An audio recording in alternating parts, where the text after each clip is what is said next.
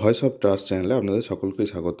আজকে সুপ্রিম কোর্টে দীপাংশু বসাকের ডিভিশন বেঞ্চে এসএসসি মামলাগুলি ওঠে।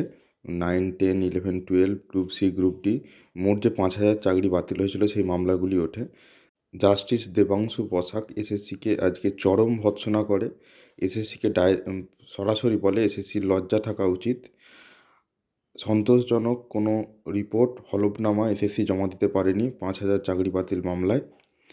এমনকি নবম দশমের 183 জনের বিনা রিক্রুটমেন্টে চাকরি হয়েছিল, সেই চাকরি কেন বাতিল হয়নি সেটিও জিজ্ঞাসা করে, তাতেও সদুত্তর না দিতে পারায় চরম ভর্ৎসনা করে। 20 তারিখ শেষ হলফনামা জমা দেওয়ার ডেট দিয়েছে, আর মাত্র মাঝে দুদিন আছে। এই দুদিনের মধ্যে যদি হলফনামা জমা দিতে এসএসসি না পারে এই চাকরি বাতিল নিয়ে, তবে এই 5,000 চাকরি, যার মধ্যে group C, group D, upper primary, এই সমস্ত চাকরি দেবাংশু বসাকের ডিভিশন বেঞ্চ ক্যান্সেল করে দেবে। কোর্ট চত্বর থেকে ফের হাইকোর্টে ভর্ৎসিত এসএসসি। 5,000 চাকরি বাতিল মামলায় ভর্ৎসনা করা হলো এসএসসিকে, কারণ এসএসসির অবস্থান সন্তোষজনক নয় মনে করছে হাইকোর্ট। অর্ণব প্রতিনিধি আমার সঙ্গে রয়েছে। অর্ণব, কেন মনে হচ্ছে হাইকোর্টের যে এসএসসির অবস্থান সন্তোষজনক নয়? এক্ষেত্রে হাইকোর্টের কি পর্যবেক্ষণ? দেখো, আজ 17ই ডিসেম্বর এবং 5 ডিসেম্বর থেকে মামলা শুরু হয়েছে।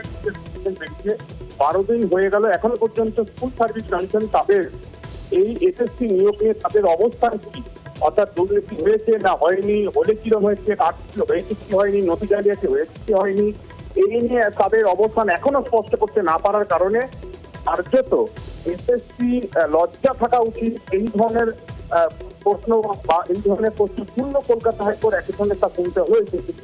একই সঙ্গে আর দুদিন সময় দেওয়া হলো, এক্ষেত্রে মাঝে দুটো দিন, 20 তারিখের মধ্যে তাদের নতুন করে রিপোর্ট দিতে হবে। সেক্ষেত্রে গ্রুপ সি, গ্রুপ ডি, নবম দশম, একাদশ, দ্বাদশ নিয়ে এসএসসি পরিষ্কার স্ট্যান্ড চাইছে আদালত। তবে এক্ষেত্রে আজকে একটা নতুন বিষয় সামনে এসছে। এসএসসি জানিয়েছে যে নবম দশমের ক্ষেত্রে 183 তাদের সুপারিশ ছাড়াই চাকরি হয়েছিল, নথিপত্র চাকরি দিয়েছিল। সেই চাকরি কেন প্রায় 60টার কাছাকাছি, প্রায় এই চাকরিগুলি এখনো 61 এরকম চাকরি এখন কেন বাতিল হলো না তার অপেক্ষা করছে, যেখানে তারা রেকমেন্ডেশন বেঞ্চে চাকরি হয়েছে।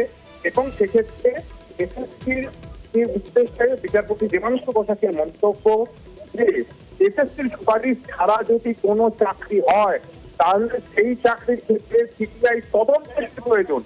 সেটা তো একেবারে সাদা কালোর মধ্যে স্পষ্ট হয়ে যাচ্ছে এবং সেখানেই